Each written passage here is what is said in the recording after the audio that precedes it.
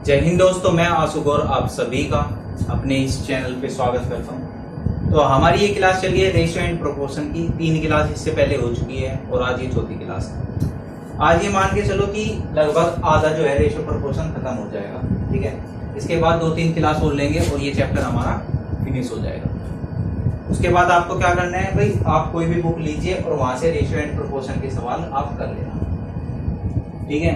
तो बिना देरी किए हुए सीधा क्वेश्चन पे आते हैं। आज का जो पहला क्वेश्चन है वो क्या है, आप पढ़ो एक मिनट।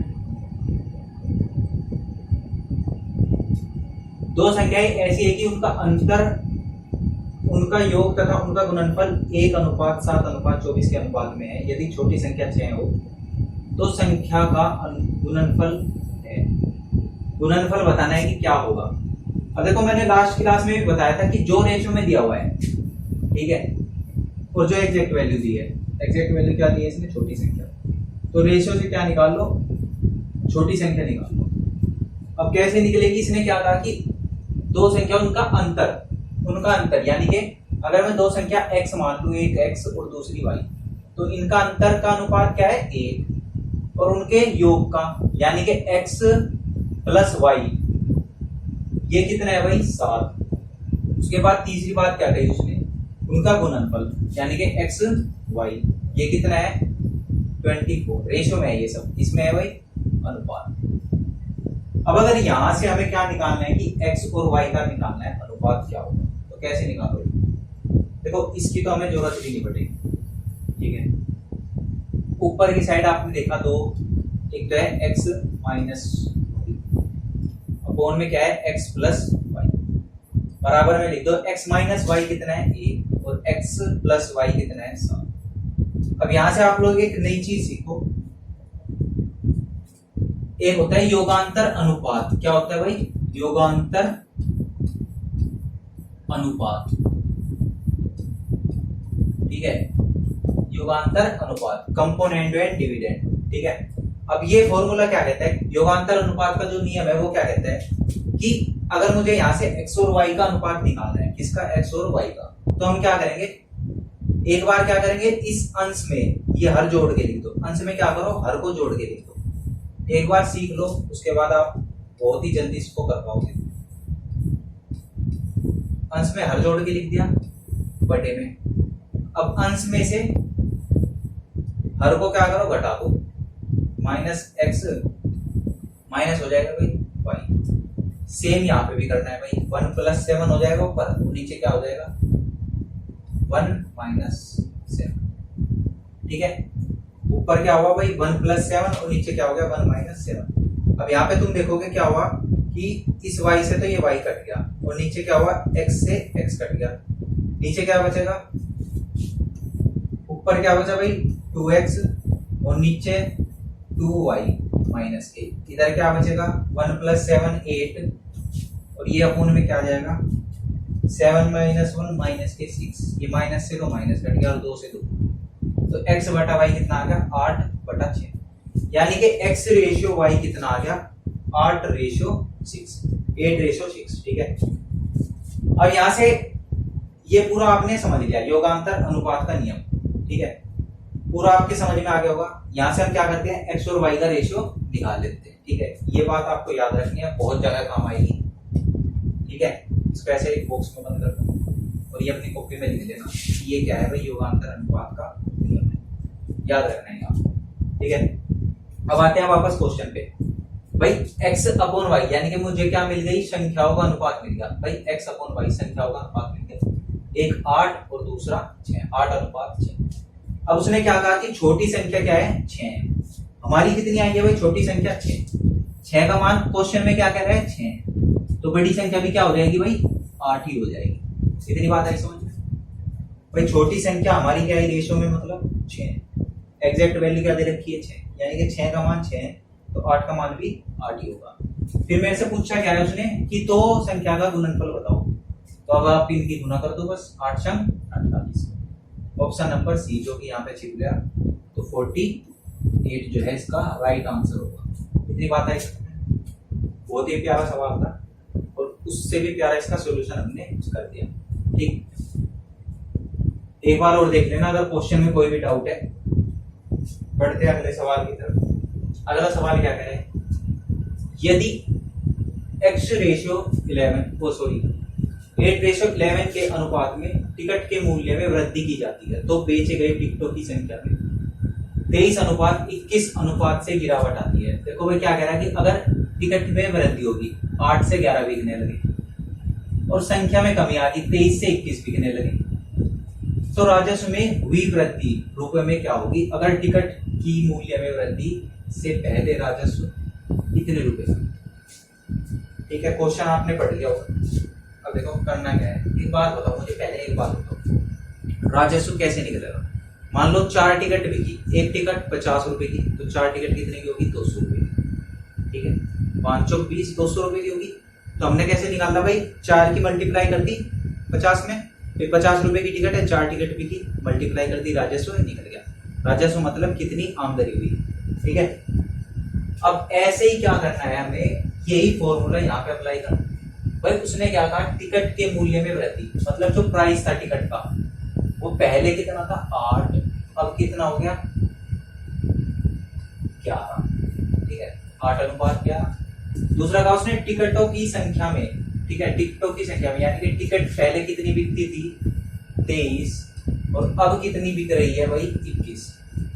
तो अगर मैं यहां से राजस्व निकालना चाहूं, ठीक है भाई, राजस्व कितनी उसकी आमदनी, तो कैसे निकाल लोगे, अभी जैसे बताया, इसकी इसमें मल्टीप्लाई कर देंगे, पता लग जाएगा, इसकी इसमें कर देंगे, तो इसकी इसमें मल्टीप्लाई कर दो, 8 के 24, 2 8 दूनी 16 और 2 18, 184 रुपए पहले वो कमा लेता था और अब कितने कमाता है भाई, 11 ही कम 11, 11 दूनी 22 और 23, 231।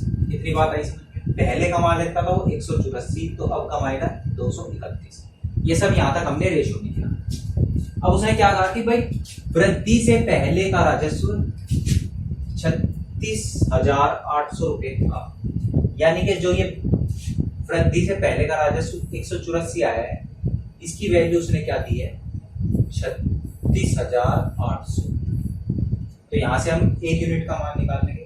लास्ट वाली क्लास में यही समझाया था मैंने आप लोगों को कैसे करने हैं इस सवाल को।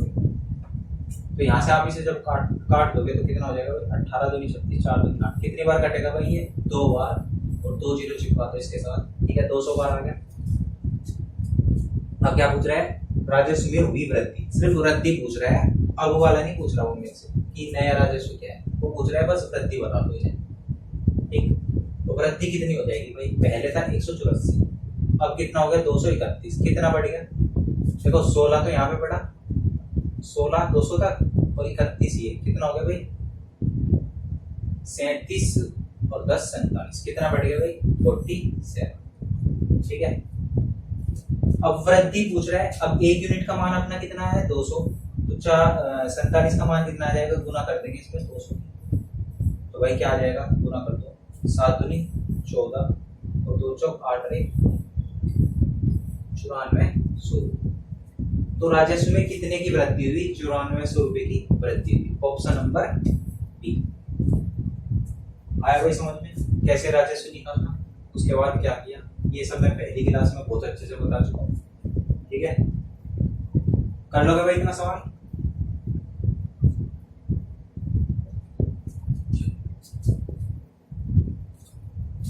ये सवाल पढ़िए, क्या लिखा है सवाल में, वर्ष 2016 में एक स्कूल में 2000 छात्र होते हैं जिनमें से 60% लड़के हैं। बहुत अच्छा। अगर आगामी वर्षों में प्रत्येक वर्ष में नए 100 लड़के और 60 लड़कियां भर्ती होती है तो वर्ष 2018 में लड़कों की संख्या और लड़कियों की संख्या में क्या अनुपात होगा। ठीक है, पढ़ लिया, बहुत बड़ा सवाल पढ़ लिया आप लोगों ने। ठीक है, समझ में आ गया क्या कह रहा है ये। अब क्वेश्चन को करो। कह रहा है वर्ष 2016 में एक स्कूल में 2000 छात्र थे, ये लिख दो भाई यहाँ पे 2000 छात्र थे, तो 2000। ठीक है, अब क्या कह रहे हैं, जिनमें से 60% लड़के हैं। ठीक, अगर आगामी वर्षों में प्रत्येक वर्ष में 100 लड़के और 60 लड़कियां भर्ती होती है। अब यहां से देखो, यहाँ पे कहा उसने 60% लड़के हैं, 60% लड़के हैं बॉयज। ठीक है, तो 2000 का 60% निकाल दोगे, बहुत आसान होता है निकालना। क्या करोगे, 2000 का 60%, का की जगह पर लगाओ पूरा और परसेंटेज हटाने के लिए लगाओ 100/2, 2 जीरो से 2 जीरो कट गई, ठीक है। कितना आ जाएगा 6 दूनी 12 और 2 जीरो, ठीक है। आया समझ में कैसे निकालते हैं भाई परसेंटेज, ठीक है। ये मैंने बता दिया क्योंकि पहली बार करा रहा हूँ मैं इस तरह से, तो मैंने एक्सप्लेन कर दिया, ठीक है। बाकी जब परसेंटेज चैप्टर पढ़ोगे तो बहुत ही जबरदस्त हो जाएगी आपकी कैलकुलेशन। 6 दूनी 12, 1200, तो बाकी जो बची वो कितनी होगी, लड़कियां होंगी। बची कितनी 800, भाई 2000 में से 1200 लड़के तो 800 लड़के बची। अब वो क्या कह रहा है कि अगर आगामी वर्षों में प्रत्येक वर्ष में नए 100 लड़के और 60 लड़कियां भर्ती होते हैं, तो 2018 की बात कर रहे हैं। अब देखो 16 से लेकर 18 तक कितने साल का अंतर आ गया भाई, कितने साल बढ़ गए 2 साल, ये 16 और ये 18, कितने साल बढ़े 2 साल। अब एक साल में 100 लड़के आ रहे हैं, तो 2 साल में कितने लड़के आगे होंगे, 200 लड़के आगे होंगे, ठीक। अब ऐसे ही क्या कह रहे हैं कि एक साल में 60 लड़कियां आ गई है, तो 2 साल में कितनी लड़कियां आगे होगी भाई, 60 दूनी 120 लड़कियां आ गई। यहां तक बात समझ में आई, ठीक है। तो अब देखो टोटल कितने लड़के हो गए भाई, 1200 ये और 200 ये, कितने हो गए लड़के 1400। और यहाँ पे लड़कियां कितनी होगी 800 ये और 120 ये, कितनी होगी भाई 920। ठीक, यहाँ तक कोई दिक्कत। अब मेरे से इनका रेशियो पूछ रहा है, तो रेशियो निकालना यहाँ से कौन सा बड़ी बात है, 0 से 0 काट दिया, ठीक है। इसे काट दो 70 और ये कितनी बार कटेगा, चौके 8 6 12, ठीक है। 23 दूनी 40 और ये कितने बार कट जाएगा 35। क्या रेशियो आ गया भाई 35 रेशियो 23, ठीक है। कितना आ गया 35 23, ऑप्शन नंबर 3, ठीक है। बहुत सिंपल तरीके से किया हमने, इसमें कोई ज्यादा दिमाग नहीं लगाया करने को। तो इसे एक और मेथड है, मैं इसे 100 और 60 को क्या बदल रेशियो में बदल देता, लेकिन उसकी जरूरत नहीं पड़ी क्योंकि इस तरीके से बहुत आसान है इस बात का, तो कंफ्यूजन क्रिएट करने का कोई फायदा नहीं। अगला सवाल पढ़ोगे, क्या कह रहे हैं कि एक स्कूल में 720 छात्रों में लड़कों और लड़कियों की संख्या का अनुपात 7:5 है। 1:1 का अनुपात रखने के लिए कितनी और लड़कियों को भर्ती करना होगा। देखो बहुत ही प्यारा सवाल है, वैसे तो ये सवाल अभी कराने नहीं था, चलो कोई नहीं। क्या कह रहे हैं, देखो 720 छात्रों में लड़कों और लड़कियों की संख्या का अनुपात 7:5 है। छात्र कितने हैं भाई 720, इसमें बॉयज कितने हैं और गर्ल्स कितनी है, ये हम निकाल कैसे निकालेंगे। इससे पहले वाली क्लास में बहुत अच्छे से समझा था भाई। 7 और 5 टोटल कितना है 12, ठीक है। 7 और 5 टोटल 12 यूनिट का मान टोटल कितना दे रखा है 720। 1 यूनिट का मान 12 6 72, 6 और 1 ठीक है 7। अब लड़के और लड़कियों की संख्या का अनुपात कितना है 7 और 5, ठीक है। तो 7 की इसमें गुना करोगे 60 से, 7 6 42, यानी कि बॉयज तो आगे 420 और 7 पर 5 6 30, गर्ल्स कितनी आ गई 300, ठीक है। यहां तक की बात समझ में आई, ठीक है। अब देखो आगे क्या था, आगे क्या कहा उसने कि भाई 1:1 का अनुपात रखने के लिए कितनी और लड़कियों को भर्ती करना पड़ेगा। भाई लड़कियां भर्ती करनी है, लड़के तो रहेंगे इतने ही, लड़कियां भर्ती करनी है। और 1:1 कब आता है भाई, जब दोनों चीज क्या होगी बराबर होगी। जब दोनों चीज बराबर होगी तो उनका अनुपात क्या हो जाएगा 1:1। अब बराबर कब होगी भाई, इधर 420 है तो इधर भी 420 करना पड़ेगा। 420 करने के लिए यहाँ पे कितनों की जरूरत है 120 लड़कियों की जरूरत है। कितनी भाई 120 लड़कियों की जरूरत है। इतनी बात समझ में आई, ठीक है। बहुत ही सिंपल क्वेश्चन है और ऐसा नहीं है क्वेश्चन पेपर में नहीं आते, देख रहे होगे आप हर क्वेश्चन के सामने लिखा हुआ है किस एग्जाम में आए हैं, किस ईयर में आया है। ये भी नहीं कि ज्यादा पुराना है, कोई उस जमाने में आते थे अब नहीं आते, ऐसा कुछ नहीं है। अभी रेलवे ग्रुप डी के एग्जाम चल रहे हैं, आप उसके मैथ के क्वेश्चन उठा के देखिए, मतलब ये तो बहुत ही हाई लेवल है उसके हिसाब से। ऐसे ऐसे क्वेश्चन आ रहे हैं ना, ये पूछ लिया बस क्या पूछ लिया कि बताओ 93 का स्क्वायर बताओ। अब बताओ ये कोई सवाल है, मल्टीप्लाई कर दो। इस तरह के क्वेश्चन आ रहे हैं बहुत छोटे छोटे। तो ऐसा नहीं है कि पेपर में हार्ड ही क्वेश्चन आते हैं, आसान क्वेश्चन करते हैं पेपर में।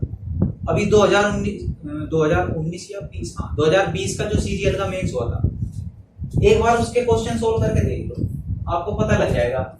कुछ क्वेश्चन हार्ड है लेकिन बहुत सारे क्वेश्चन इजी भी हैं, ठीक है। तो जरूरी नहीं कि यहाँ पे आगे बस हार्ड हार्ड पढ़ाया जाए बारी बारी बारी बारी से, उसका कोई मतलब नहीं है। ठीक है, अगला सवाल पढ़ो। क्या कह रहा है कि the ratio of salary of 4 men is 3:2:1:4। ठीक है, 4 व्यक्तियों की तनख्वाह का अनुपात 3:2:1:4 है।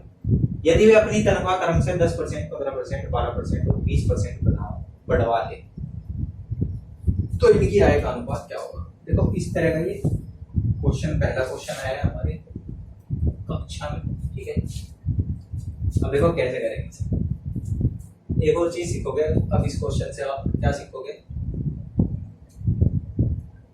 जो रेशियो दिया है पहले वो लिख लो। भाई 4 व्यक्ति है, उनका तनख्वाह का रेशियो कितना है, 3, 2, 1 और 4। ठीक है, अब ये क्या कह रहा है कि अपनी तनख्वाह में क्रम से 10%, 15%, 12% और 20% बढ़वा दे। अब मेरे भाई एक बात बताओ, अगर तुम्हें इसमें 10% बढ़ाना पड़ जाए, ठीक है, 3 में 10% बढ़ाना पड़ जाए, तो आधे बच्चे क्या करेंगे, इस क्वेश्चन को यही छोड़ देंगे कि भाई हमारे बस की नहीं है, 3 का 10% निकाल के उसे बढ़ाना। तो मैं क्या कह रहा कि जब भी कोई चीज रेशियो में है, ठीक है, रेशियो में है कोई चीज, 3, 2, 1, 4, अगर मैंने इसके आगे 1 0 लगा दी तो इनका रेशियो तो अभी भी वही है, रेशियो बदला नहीं बदला। ठीक है, मैं कह रहा हूँ कि 1 0 और लगा दो तुम, तो इनका रेशियो तो भाई अभी भी वही रहेगा, रेशियो पे तो अभी कोई फर्क नहीं पड़ा। जब रेशियो पे फर्क नहीं पड़ा तो हमने 0 लगा दी और अब हम निकाल देंगे इनका 10%। अब देखो कितना आसान लगेगा ये, जैसे मैं इसका 10% निकाल, ठीक है, तो सीधा 1 0 हटा दो, 30 आ गया। इसमें कितना निकालना है दूसरे वाले में, भाई ने 15%, तो 15 दूनी 30, 30 आ गया। ठीक है, तीसरे का क्या निकालना है, 12%, तो 12 आ गया, 100 का 12%, 20%, 400 का, 4 दूनी 8, कितना आ जाएगा भाई, 80। ठीक है, अगर देखो ये अभी डायरेक्ट नहीं निकाल पा रहे, अगर तुम परसेंटेज ये अगर डायरेक्ट नहीं निकाल पा रहे तो आराम से वैसे निकाल लो, जो मैंने अभी इससे पहले वाले क्वेश्चन में बताया था तरीका। ठीक है, मेथड से निकाल लो, धीरे धीरे आप सीख जाओगे कैसे डायरेक्ट निकाल लोगे, आपको खुद नहीं पता चलेगा। अब कह रहा तो इनकी आय का अनुपात क्या हो जाएगा। अब भाई पहले से 300 और 30 रुपए और बढ़ गए, तो कितनी होगी इसकी, 330। इसकी भाई की थी 200 और 30 रुपए और बढ़ गए, तो इसकी 230 होगी, और इसकी 112, और इसकी कितनी होगी भाई, 480। अब क्योंकि ये क्या है भाई, अनुपात में पूछ रहा है, तो इन्हें काट दो हल्का हल्का सा, जितना हो सके काट दो भाई। ठीक है, 2 से काट दो, कितना आ जाएगा, 165। ये कितना आ जाएगा भाई, 100, 115, और ये 56, तो ये 480, 240। अब देखो एक बार निकाम है, पहला ही ऑप्शन जो है वो हमें मिल गया। ठीक है, इतनी बात आई समझ लो। कैसे किया क्वेश्चन, समझ में आ गया। भाई रेशियो पे कोई फर्क नहीं पड़ता, अगर मैं 1 0 लगा दूं, 2 लगा दूं, 3 लगा दूं, 6 लगा दूं, 36 लगा दूं, रेशियो पे कोई फर्क नहीं पड़ेगा। ठीक, अगला क्वेश्चन देखते हैं। नेक्स्ट क्वेश्चन क्या है भाई, पढ़ो। ए और बी की अंतिम वर्ष की पर्सनल आय का अनुपात 9 और 12 है। ए और बी की पर्सनल अंतिम वर्ष और वर्तमान वर्ष का अनुपात क्रम से 3, 4 और 4, 5। यदि इन दोनों की वर्तमान आय का योग 54,000 है, तो ए और बी की अलग अलग वर्तमान आय क्या होगी। ठीक है भाई, पढ़ लिया होगा सवाल, क्या कहते हैं। ठीक, मैं देखो क्वेश्चन बहुत ही प्यारा है, ऊपर से बहुत ही प्यारे मेथड से करेंगे। यहाँ पे लिख लो एक साइड ए और एक साइड लिख लो बी। ठीक है, उसने क्या कहा, ए और बी की अंतिम वर्ष की पर्सनल आय का अनुपात, मतलब व्यक्तिगत आय। ठीक है भाई, 9 अनुपात कितना है, 12।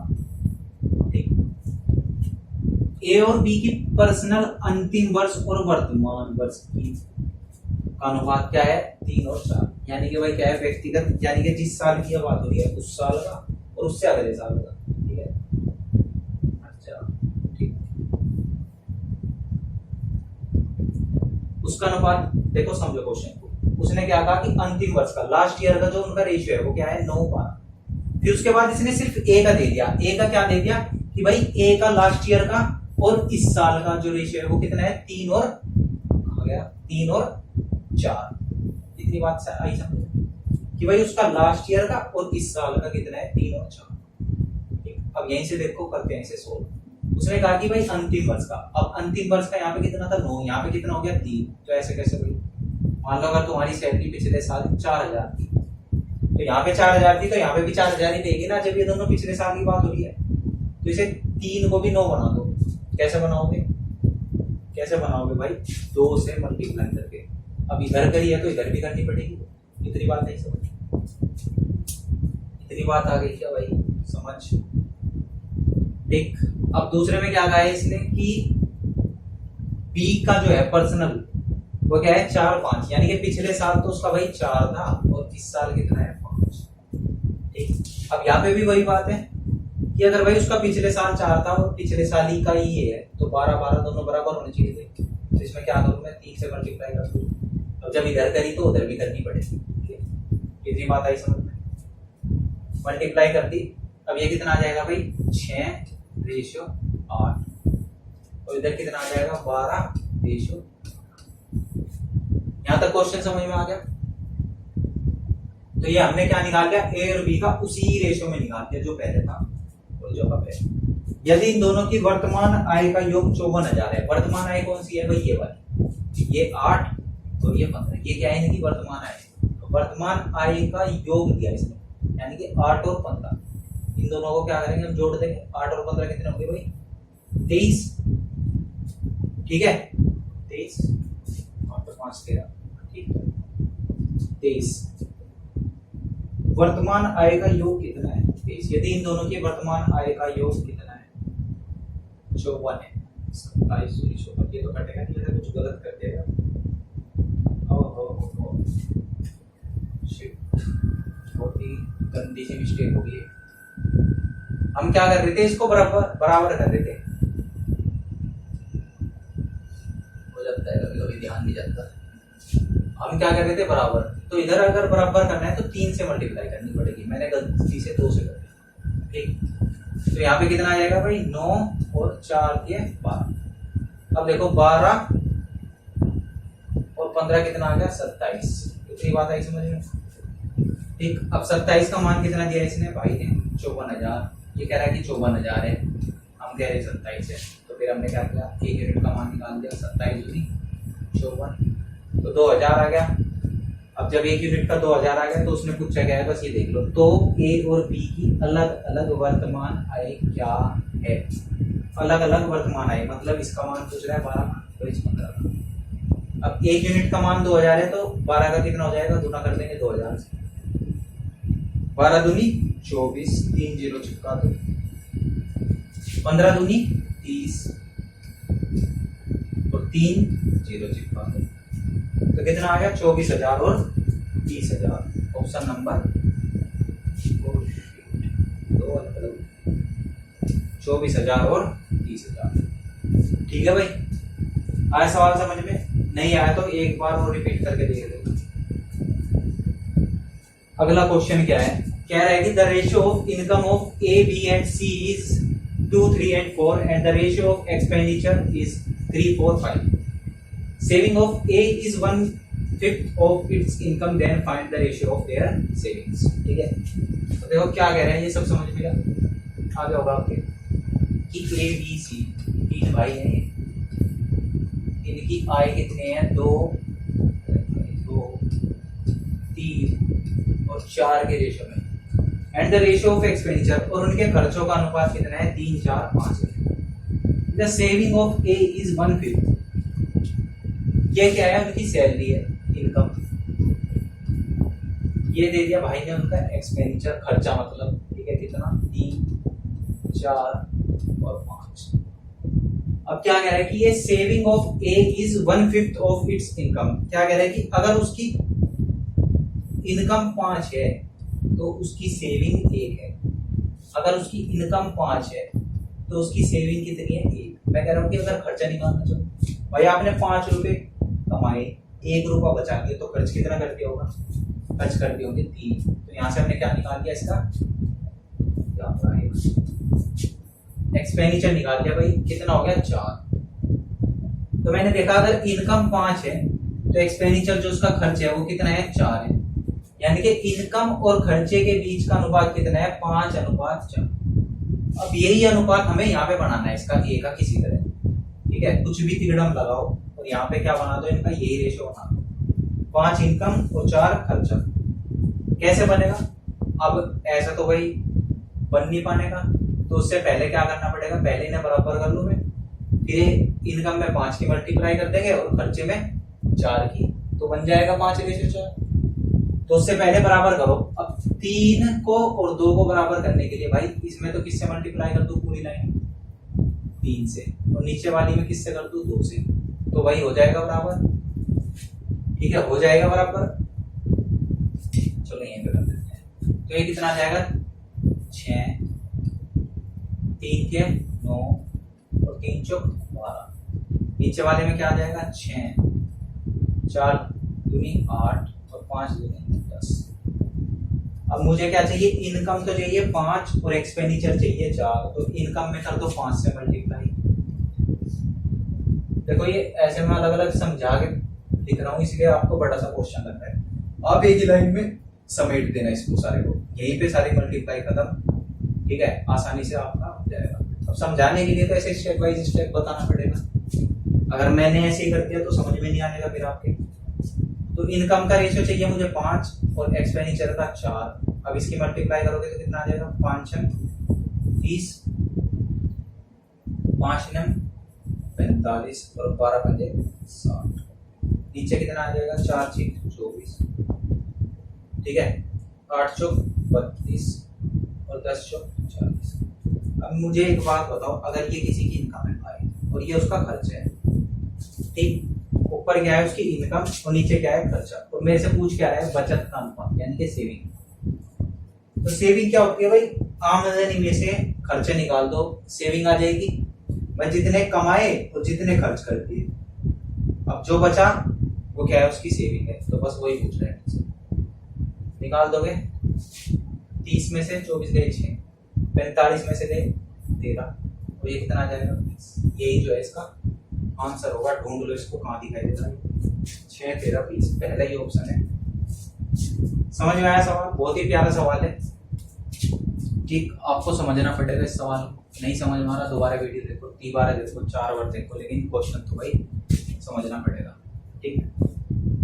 अगला सवाल देखो क्या कह रहा है कि the ratio of income of A B C, ठीक है। तो ये सवाल मैं आपको होमवर्क के लिए दे देता हूँ, सेम सवाल है बिल्कुल जो अभी करा है, बिल्कुल डिट्टो सेम सवाल, क्या आप होमवर्क में करोगे। अगला सवाल क्या कह रहा है, यदि 2186 is distributed among MN and P if their shares are decreased by 26, 28, 32 rupees respectively, then the ratio of the rest amount is then find the amount of M। पढ़ लिया भाई सवाल।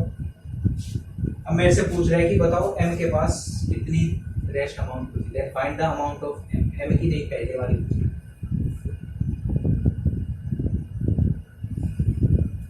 क्या दिया है भाई, भाई 2186 रुपए थे और वो क्या करा, MN और P में बांट दिए, ठीक। अब क्या कह रहे हैं कि यदि उनके हिस्सों में से 26, 28 मतलब 32 रुपए कम कर दिए जाए तो उनका शेष अनुपात कितना होगा। ये कह रहा है कि भाई M के में से तो 26 और दूसरे वाले के में से MN के में से 28, MN हो गया, और P में से कितना 32, तीनों में से क्या कर दिया जाए, एक में से 26 रुपए का, एक में से 28, एक में से 28, तो कम होने के बाद उनका रेशियो कितना है, 9 13 8। मैं क्या कह रहा हूँ कि जब ये रुपए कम कर रहा था वो, तो जो टोटल पहले कितना था भाई 2186 रुपए, तो अब वो टोटल भी तो कम हो जाएगा। जब उसने सब में से पैसे कुछ ना कुछ कम कर दिए तो ये टोटल भी तो कम हो जाएगा। अब देख लो टोटल कितना रह गया, इन सब को जोड़ दो और इसमें से घटा, तो 8 और 2 10 और 6 16, ठीक है। एक अपना बच गया 3 और 1 4 और 6 और 2 86 रुपए कम कर दिए उसने पूरे, तो इसमें से 86 घटा दोगे तो अब जो उसने बांटे वो कितने बांटे, 2100 रुपए। भाई 86 रुपए कम कर दिए, किसी पे से 26 ले लिए, किसी पे से 28, किसी पे से 32, तो अब जो बटे हैं वो रुपए वो कितने बटे हैं 2100। और ये बोल रहा है कि बटने के बाद उनका अनुपात कितना है, 9 13 और 8, कितना 9 13 और 8। मैं क्या कह रहा हूं कि अगर इनका अनुपात 9 13 8 है तो इनका योग कितना होगा, ठीक है। योग निकाल लेंगे, 8 और 13 21 और 9 30, कितना आ गया 30। अब 30 यूनिट का मान कितना आ गया 2100, क्योंकि यहाँ पे टोटल दिया हुआ है। अब काट दोगे 3 से 21, 1 0 से 1 0 उड़ गई, बच गया क्या 70। इतनी बात समझ में आई। तो 1 यूनिट का मान कितना आ गया 70। अब जब 1 यूनिट का 70 आ गया, वो पूछ रहा है m को मिली हुई कुल राशि क्या है, m को मिली हुई कुल राशि। अब m को कितनी मिली भाई, पहला वाला है ना m, ये रहा m को मिली कितनी, इससे मल्टीप्लाई कर दोगे 7 से, 7 नंग 63 630, 7 नंग 63, क्या हो गया इसमें। अच्छा ये पूछ रहा है कि कुल राशि पूछ रहा है, घटने के बाद भी जो उसे टोटल मिली। अब 630 तो ये आ गई, लेकिन मैं बता रहा हूँ कि m की कितनी कम हुई थी 26, तो 26 इसकी भाई की पहले कम कर दी थी इसने, तो टोटल कितना आ गया भाई, जोड़ोगे 656। तो m के पास कितनी राशि है 656, ठीक है 656 है, 26 रुपए कम करने के बाद अनुपात दिया है। इतनी बात समझ में आई। सवाल को पढ़ लो एक बार और अच्छे से समझ लो, इसके बाद चलते हैं अगले सवाल की तरफ। क्या कह रहे हैं, 1 मिनट तो एक ब्रेक, पानी पीऊंगा।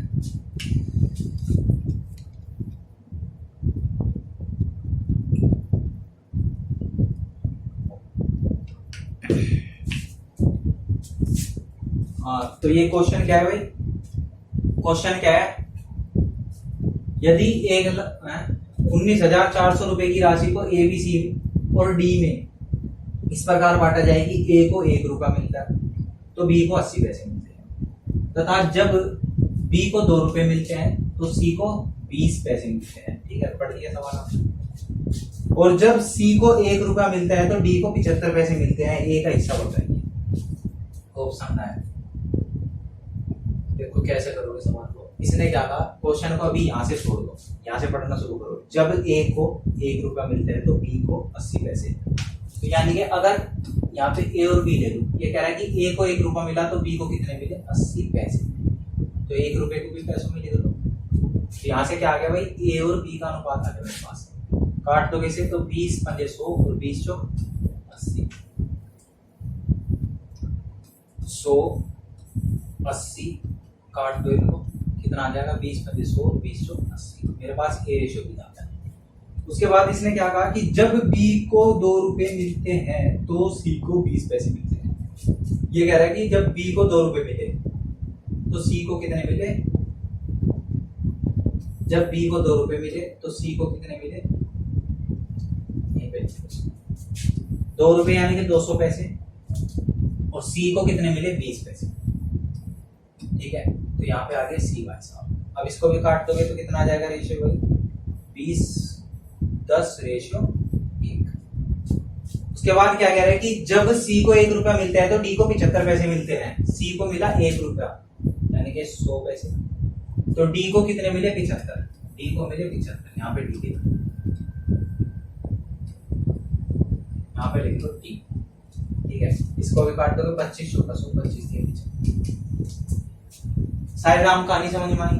क्या कहा भाई, 5-4 रेशियो आ गया, इसका 10-1 आ गया, और सी और डी का कितना आ गया 4-3। कितनी बात आ गई क्या समझ में, तो तुम्हारी वजह से इतना लंबा सवाल लिखना पड़ता है, वरना रेशियो तो यहीं से निकल जाता। यहीं से देख के कि भाई 1 रुपया मिला, इसको 100 80, तो 100 और 80 हो गया, तो 20 चौक 80, 20 में 100 डायरेक्ट लिख दो 5।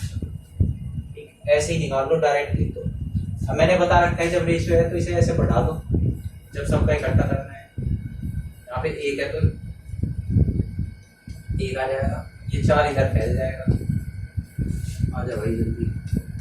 तो ये 10 मल्टीप्लाई कर दो, 5 ढाई 50 चौक 200। ठीक है, 10 चौक 40 और 4 चौक 16, 160। ठीक, इधर क्या आ गया 4 एकम 4 चौक 16। इधर क्या बचा था अपना 3 एकम 3 चौक 12। गलत तो नहीं है, नहीं। अब मेरे भाई ने क्या पूछा इसने मेरे से कि ए का हिस्सा बताइए। अब मुझे एक बात बताओ, टोटल जो है यहाँ से काट तो इसे एक बार और कट जाएगा, 4 पंजे 20 50, 4 चौक 16, 4 चौक 16, 4 अब यहाँ से निकालो टोटल कितना आ गया, 50 और 40 90, 90 और 4 94 और 3 97, कितना आ गया 57। क्वेश्चन में क्या दिया कि भाई इसका जो टोटल है वो कितना है 19,400। तो 97 की वैल्यू कितनी आ गई 19,400। तो एक की कितनी आ जाएगी भाई, कितनी बार कटेगा 9 दूनी 18, 7 दूनी 14, 2 बार कट जाएगा 200 आ जाएगा। एक का मान कितना आ गया 200, एक यूनिट का मान 200 आ गया। पूछा किसका है ए का। अब ए की वैल्यू क्या आ जाएगी, ए वाले में इसकी गुना कर दो, 50 गुना 200 कितना आ गया भाई 50 गुना 200 कितना आ जाएगा 1 2, ये पहला ही ऑप्शन 1 2 3 5 2 10 4, पहला ही ऑप्शन जो एक ही ऑप्शन दिया था वो ये होना, ठीक है। इतनी बात आई समझ में।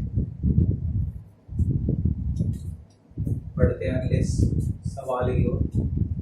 क्या कह रहे हैं कि 555 को ए बी सी में इस रेशियो में विभाजित करना था, लेकिन गलती से क्या करते हैं उसमें 4 5 6 में विभाजित करते हैं। तो सी द्वारा कितनी राशि अधिक प्राप्त की गई। तो हम दोनों कंडीशन में क्या निकाल लेंगे, अलग अलग निकाल लेंगे सी की। भाई रुपए थे 555, अब ए बी सी में इस अनुपात में बांटना था और उसने कितने में बांट दिया इसमें, ठीक। पूछ रहे हैं कि सी को सी द्वारा, तो सी की निकाल ले दोनों में, फिर उनका अंतर ले लेंगे तो मुझे पता लग जाएगा सी ने कितनी अधिक राशि प्राप्त की, ठीक है। करो सवाल को। तो पहले तो जो ये ए बी सी का रेशियो दिया है इसने ऊट पटांग से, इसको ठीक कर दो। 1 4 1/5 और 1/6।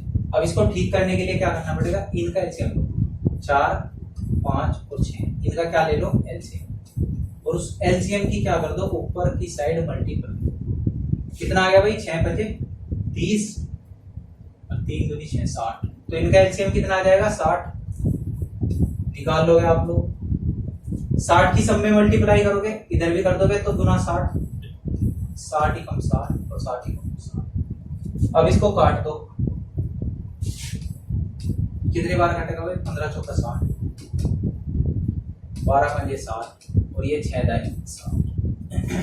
तो ये रेशो आ गया, ठीक।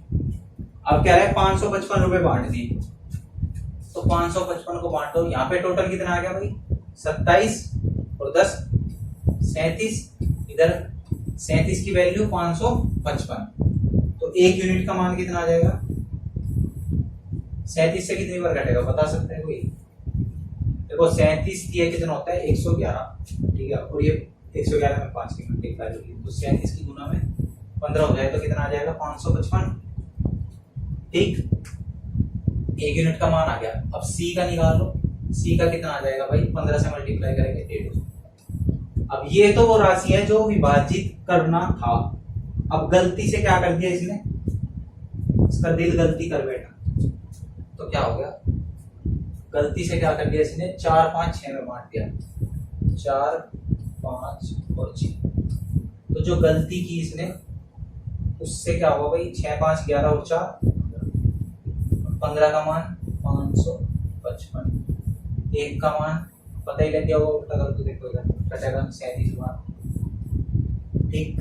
अब 37 है तो फिर यहाँ से हम सी का मान निकाल लेंगे, गुना करेंगे 37 की इसमें 6 7 42 और 4 6 18 और 4 22। तो इसे भाई को मिलने थे 150 रुपए और मिल गए इसको 222। तो कितने ज्यादा मिल गए 50 ये और 2 20 72, कितने रुपए ज्यादा मिल गए इसको 72 रुपए एक्स्ट्रा मिल गए। इतनी बात आई समझ में। इसको मिलने थे 150, मिल गए 222, कितने ज्यादा मिल गए 72 रुपए। समझ में आया क्वेश्चन कैसे किया।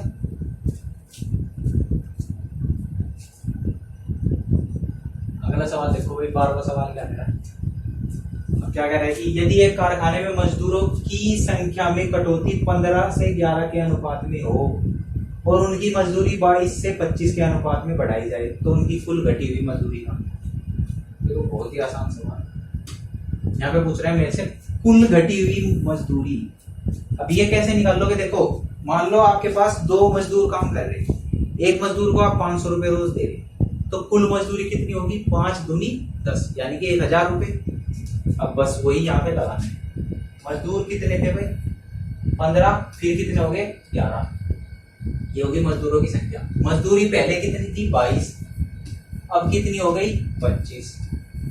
अब पूछ रहा है कुल मजदूरी, कुल मजदूरी मतलब इनकी मल्टीप्लाई कर दो, 15 दूनी 30, 2 और 3, 15 दूनी 30 और 3 33। इधर की करोगे 25 की, 11 बने 55, 11 दूनी 22 और 5 27। अब यही अनुपात मेरे से पूछ रहा है वो, इनकी मजदूरी, कुल मजदूरी का अनुपात। काट दोगे से 5 से, 5 छंग 30 और 5 छंग 30, 5 पंजे 25, 5 पंजे 25, 11 सीधा 66, 11 पंजे कितना आ गया भाई 6 और 5। Option number C. देखा कितना आसान सवाल, बस समझने की देर है। अगर समझ में आ गया तो सवाल एकदम धुआं। ठीक है, अगला सवाल क्या है, एक तरबूज के भार के अनुसार 3:5 के अनुपात में 2 टुकड़ों में काटा गया, उनमें बड़े टुकड़े को भार के अनुसार 5:7 के अनुपात में दोबारा काट दिया, तदनुसार उन तीनों टुकड़ों के अनुपात ज्ञात कीजिए। ये क्या कह रहा है कि एक तरबूज उठाया इसे, मान लो ये तरबूज है, इस तरबूज के 2 टुकड़े किए, एक ये 3 और दूसरा 5। फिर कह रहा है कि जो टुकड़े में काटा उसमें बड़े टुकड़े को भार के अनुसार 5:7 के अनुपात में बांटा, यानी कि जो बड़ा टुकड़ा है ना, इस बड़े टुकड़े को फिर से ऐसा बांट दिया, इसमें 5:7। ठीक, तदनुसार उन तीनों टुकड़ों का अनुपात क्या कीजिए। मैं क्या कह रहा है कि अगर ये 5 और 7 में बटा तो इसका मतलब इसे 12 होना चाहिए था। भाई 7 और 5 में कब बांट पाओगे, जब वो 12 होगा। अब 12 कैसे होगा, यहाँ पे तो 5 है तो इसे 12 बनाओ जबरदस्ती, तो इसमें मैंने क्या किया 12 से मल्टीप्लाई। अब 12 से इधर मल्टीप्लाई की तो 12 से इधर भी मल्टीप्लाई करनी पड़ेगी। ठीक है, तो पहले वाले टुकड़े का 12 3 36,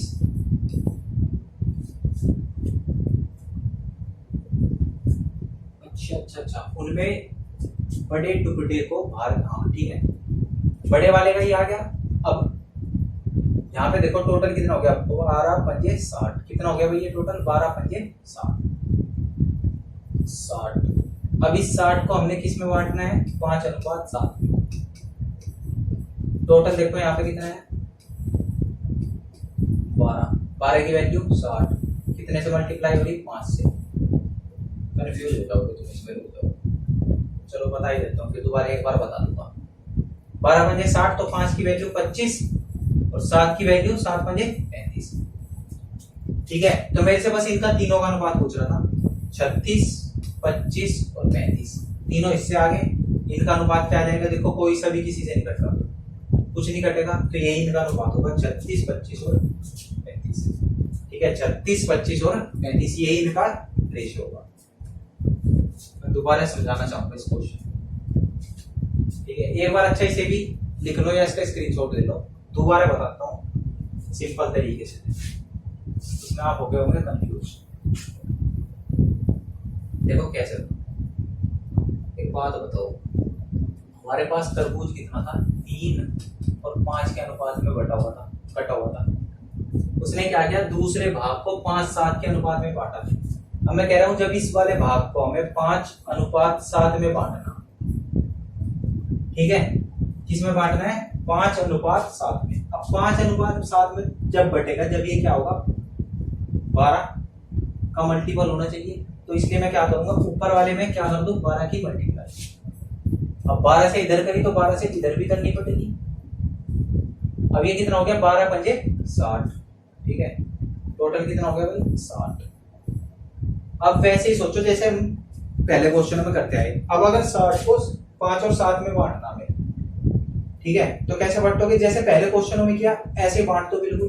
भाई टोटल कितना है 12, यहाँ पे टोटल कितना है 60, तो 1 का मान 5, तो 5 का मान 25 और 7 का मान 35। बिल्कुल पहले वाले क्वेश्चनों की तरह बांट दिया, एक भाग पहले ही हमारा, बस ये अनुपात आ गया। ठीक है, अब तो समझ में आ गया होगा। ठीक, ये इसका बहुत ही सिंपल तरीका है। नहीं समझ में आ रहा तो भाई एक बार रिपीट कर लेना क्वेश्चन को दोबारा से। ठीक, समझ में आ जाएगा। अगला सवाल क्या कह रहे हैं, ये तो क्वेश्चन हो चुका। 2186 को एम एन एंड पी में बांटा, ये सवाल हो चुका, ठीक है। 656 इसका आंसर है। अगला सवाल देखो, the income of A B and C are in the ratio of 374 and their expenses in the ratio of 435. If A saves rupees 300 out of an income of rupees 2400, the saving of A and C is. पढ़ लिया भाई सवाल, समझ में आया? नहीं आया तो हिंदी में पढ़ो, इंग्लिश में समझना आ किसी के बस की बात नहीं है, ठीक है। चलो देखो क्या कह रहा है कि ए बी सी की आय जो है किस अनुपात में है, ए बी सी की इनकम 3, 7 और 4 के अनुपात में है। उसके बाद क्या कह रहा है, और उनके व्यय यानी कि खर्च, एक्सपेंडिचर, उनके खर्च जो एक्सपेंडिचर है वो किस अनुपात में है, 4, 3 और 5 के अनुपात में। फिर उसके बाद क्या कहा, यदि 2400 रुपए की आय में एक 300 रुपए बचाता है। एक बात बताओ, अगर एक 2400 कमा रहा और 300 बचा रहा तो उसने खर्च कितने कर दिए होंगे भाई? ए ने 2400 कमाए और 300 बचाए, तो मतलब 2100 रुपए तो उसने उड़ा दिए, खर्च कर दिए। बस सवाल हो गया खत्म, हमें उसकी भी जरूरत नहीं। अब इसने इतने खत्म कर दी, यानी कि 4 की वैल्यू क्या दे दी उसने भाई? ए का खर्चा कितना है 4, हमारा कितना है 2100 रुपए में, कितना आ गया 2100। यदि 2400 रुपए की आय में से ए ने 300 रुपए बचाए तो कितने खर्च कर दिए भाई? 2100। तो 4 की वैल्यू कितनी आ गई 2100। एक यूनिट का मान यहाँ से कितना आ जाएगा, काट दोगे इसे 4 से, 4 बजे 20, 4 दूनी 8, बच गया 2, 4 बजे 20, 525। एक का मान 525। अब पूछ रहे हैं बी और सी की बचती है। मैं कह रहा हूँ बी कितने बचा रहे हैं 3, सी 5, तो 3 यूनिट का मान कितना आ जाएगा, गुना कर दोगे 525 से बस, और 5 का कितना आ जाएगा, इसकी मल्टीप्लाई करोगे फटाफट, 5 का कितना आ जाएगा 5 गुना में 500, तो ये कितना आ जाएगा भाई 25 के 75, 5 के 15, 1575। और ये कितना आ जाएगा 5 पंजे 25 और 5 पंजे 25, 2625। दिखाई दिया बी ऑप्शन। समझ में आया सवाल? इसकी हमें जरूरत भी नहीं पड़ी, ये ऐसे ही टाइम पास के लिए, ठीक, सिंपल क्वेश्चन था। अगला सवाल समझो भाई। हाँ ये बहुत अच्छा सवाल है, तो एक और होगा मेरे ख्याल से। ये क्वेश्चन भी बेहतरीन है, 2 बेहतरीन क्वेश्चन। पढ़ो इसे। पूरे विश्व में भूमि और जल का अनुपात 1:2 है। यदि उत्तरी गोलार्ध में यह अनुपात 2:3 है तो दक्षिणी गोलार्ध में भूमि और जल का अनुपात कितना होगा? ये भाई सेम तरबूज वाला सब सवाल कराया, उसी के जैसा सवाल है। अब इसे भी ऐसे करना है। क्या कह रहा है कि पूरी भूमि, मान लो ये है पृथ्वी, ये कह रहा है कि इसमें जल और पानी का अनुपात कितना है 1:2, ये 1 तो ये 2, ठीक है, इतनी बात समझ। अब ये कह रहा है यदि उत्तरी गोलार्ध में यह अनुपात 2:3 है, देखो गोलार्ध बनाते इसमें,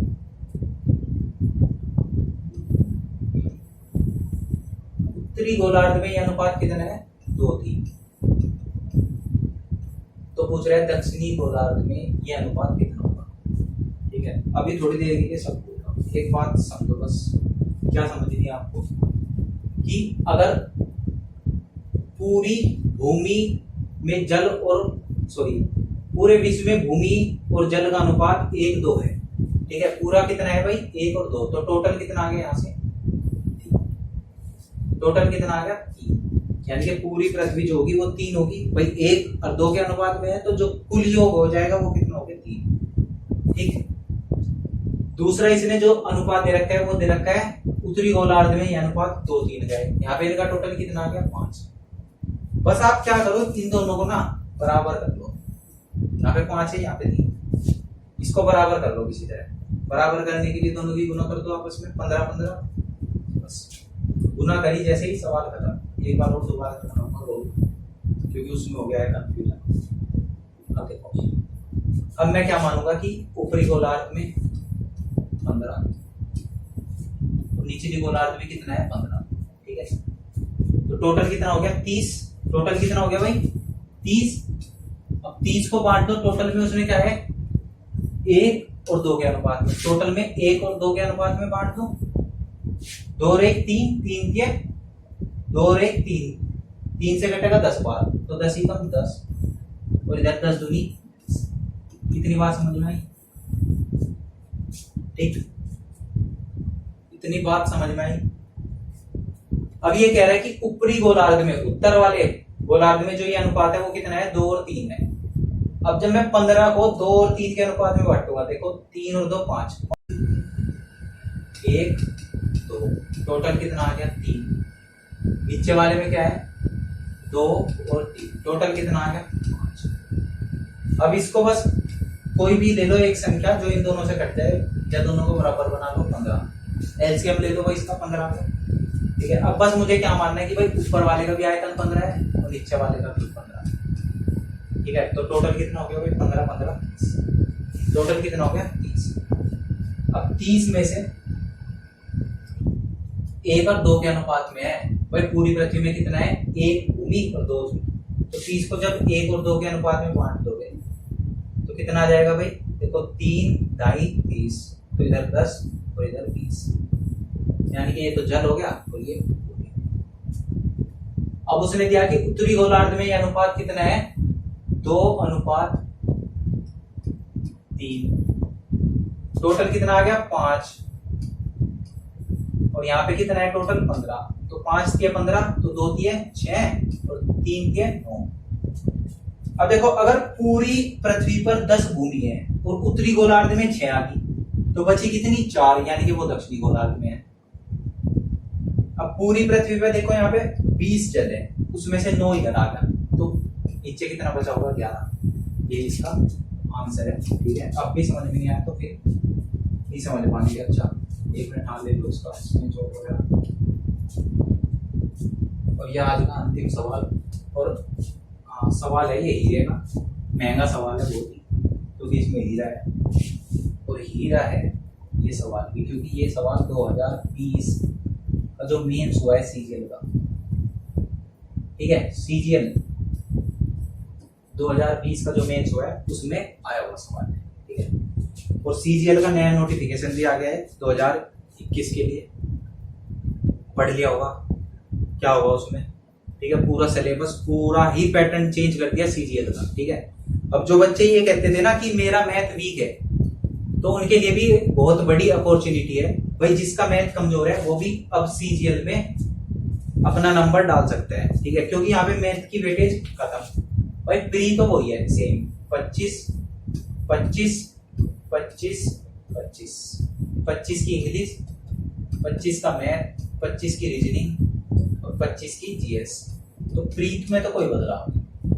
ठीक है, लेकिन प्री क्या कर दिया, क्वालिफाइंग कर दिया, यानी कि इसके नंबर नहीं जुड़ेंगे। ठीक, अब यहाँ पे मेंस में क्या बदलाव कर दिया, बहुत ही बड़ा बदलाव कर दिया मेंस में। मेंस को तो बिल्कुल अलग ही बना दिया, ऐसे 2-3 मॉड्यूल करके बना दिए, 2 सेक्शन, 1 मॉड्यूल 2 मॉड्यूल। पहले में 30 क्वेश्चन मैथ के, 30 रीजनिंग के, अब रीजनिंग भी आएगी, तो रीजनिंग अगर भी अच्छी है तो भी पेपर दो भाई, 30 ही हो गए और मैथ में भी कंप्लीट हो गए, ऐसी तो बात नहीं, आसान सवाल आएंगे कुछ तो। दूसरा इसमें क्या जोड़ दिया भाई, ऐसा कुछ 40 या 45 नंबर की इंग्लिश है और 15 नंबर की, 25 की जीएस और 20 नंबर का कंप्यूटर, ये बना दिया पूरा सिलेबस। और 20 नंबर की होगी टाइपिंग, 20 की या 25 की है। तो अब कुल मिला के जो इसका मेंस है ना, उसमें जीएस भी आएगी, रीजनिंग भी आएगी, मैथ भी, इंग्लिश भी, कंप्यूटर भी, मतलब बस कुछ नहीं कह सकते। अभी पता नहीं कंपटीशन इससे बढ़ेगा या घटेगा, कुछ नहीं कह सकते, लेकिन पैटर्न तो बहुत ही गंदे तरीके से बदल गया। मेंस प्री के नंबर ही नहीं जुड़ेंगे, मेंस होगा उसके नंबरों पे मेरिट लगेगी और फिर सिलेक्शन, और बहुत ही अजीब सा मेंस होगा। जो बच्चे पहले से मतलब तैयारी कर रहे हैं वे भी अब उसी लाइन में खड़े हो गए, और जो नए बच्चे हैं वे भी सब बराबर लाइन में खड़े हो गए, क्योंकि सिलेबस पूरा नया है। ठीक, देख लेना आप लोग, जिसे पढ़ना हो, जिसकी इच्छा हो वो करो।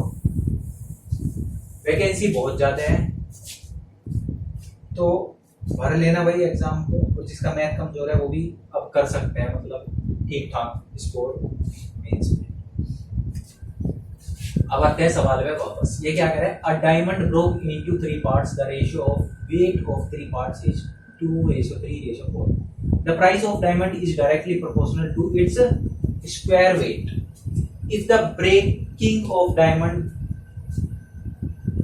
if ये वो होगा कुछ गलत, then what was the starting price of diamond. ठीक है, क्या कह रहा है कि एक हीरा 3 हिस्सों में टूट गया, इन 3 हिस्सों के वजन का अनुपात कितना है, 2, 3 और 4, ये अनुपात है. ये कह रहा है हीरे की कीमत इसके वजन के वर्ग के अनुक्रमानुपाती है. क्या कह रहा है कि इसका जो वजन है ना भाई, ये वजन का अनुपात है, वह और वजन, और कह रहा है कि हीरे की कीमत इसके वजन के वर्ग के भी अनुक्रमानुपात के, यानी कि अगर इसका वेट है ये, तो इसका जो प्राइस है वो क्या होगा, इसका प्राइस वो डायरेक्टली प्रोपोर्शनल होगा इसके वेट के स्क्वायर के, इसका प्राइस. आई बात समझ में क्या कह रहा है, ये कह रहा है कि इसका जो प्राइस है वो इसके वेट के स्क्वायर के डायरेक्टली प्रोपोर्शनल होगा. ठीक, इतना सवाल पढ़ा. अभी यहां तक इसको करते हैं. अब ये टूटा 3 हिस्सों में, पहला, दूसरा, तीसरा, 3 हिस्सों में टूट गया. अब कोई चीज है, मान लो ये बड़ी सी चीज है आपके पास, ये टूट गया, ऐसे 3 हिस्से हो गए इसके. ठीक, अब हिस्से किस में से हुए होंगे, उस पूरी वस्तु के ही तो 3 हिस्से हुए. तो पहले वो जितनी थी उसी से टूट के ये 3 हिस्से हुए. इसका मतलब जो वे हिस्से हैं वो इसी का भाग है. यानी कि अगर मैं इन हिस्सों को जोड़ दूं तो वो सब मुझे पता लग जाए कि पहले वो वस्तु कितनी थी. तो यानी कि पहले वो वस्तु कितनी थी भाई, टोटल कर दो इनका, 4, 3, 7 और 2, 9. यानी कि पहले उसका वजन कितना था भाई, 9 था. अब वो जो वेट है उसका वजन वो कितना हो गया, 2, 3, 4 के अनुपात में टूट गया. अब मुझे बताओ, जब वेट उसका पहले 9 है तो उसका प्राइस क्या हो जाएगा. देखो, वेट किसके डायरेक्टली प्रोपोर्शनल, प्राइस किसके डायरेक्टली प्रोपोर्शनल है, वेट के स्क्वायर के. तो वेट का स्क्वायर कर दो, 9 का स्क्वायर यानी कि 81. यानी कि पहले उसका प्राइस कितना था, 81. अब उसका प्राइस देखो, इस वाले पार्ट का कितना हो जाएगा भाई, 2 वाले पार्ट का, इसे अलग पेन से लिख दो, इससे आपको दिखाई दे. 2 वाले पार्ट का कितना हो जाएगा, 2 का स्क्वायर 4, लिख लो. 3 वाले भाग का 9 और 4 वाले भाग का 4 चौक 16. तो अब जो इसका टोटल प्राइस हो गया वो कितना हो गया, 16 और 9 25 और 4 29. तो जो सामान पहले क्या था, 81 रुपए का था, रुपए नहीं मतलब 81 था जिसका, अब वो कितना रह गया, 29 प्राइस. तो टूटने के बाद उसका प्राइस रह गया 29. पहले कितना था, 81. डिफरेंस कितने का आ गया दोनों में, देखो भाई 81 और 29, कितने का डिफरेंस आ गया, घटाओ इसे, 11 में से 9 गई 2, ठीक है, और 7 में से 2 गए 52. अब उसने क्या कहा कि हीरे की कीमत इनके वजन के वर्ग के अनुक्रमानुपाती है. यदि इस हीरे के टूटने पर 52,000 रुपए का नुकसान हुआ, देखो यहाँ पे 81 का बिक रहा था, ये अब बिक रहा 29 का, कितने का नुकसान हो गया, 52 का. क्वेश्चन वाला क्या कह रहा है, 52,000 का. ठीक है, तो 1 यूनिट का मान यहां से कितना आ जाएगा भाई, 52 से 52 कट गया, 3 0 यानी 1000.